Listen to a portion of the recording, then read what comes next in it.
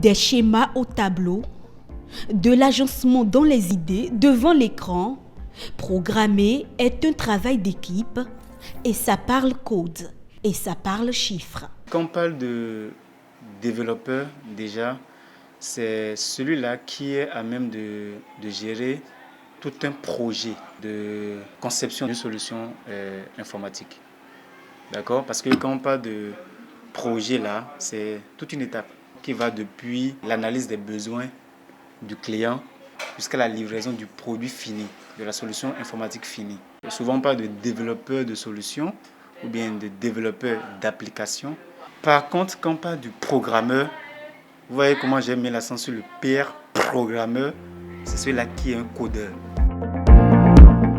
En d'autres termes, le programmeur utilise principalement les technologies de programmation, alors que le développeur se situe à un niveau d'abstraction au-dessus où il peut s'affranchir des technologies lors de certaines phases du projet.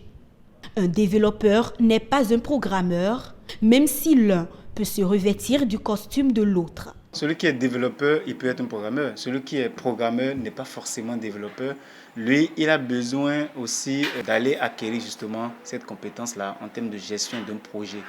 Harold Adjaro est un développeur. 11 années se sont écoulées depuis qu'il a fait son entrée dans cet univers, un parcours qu'il qualifie de très riche.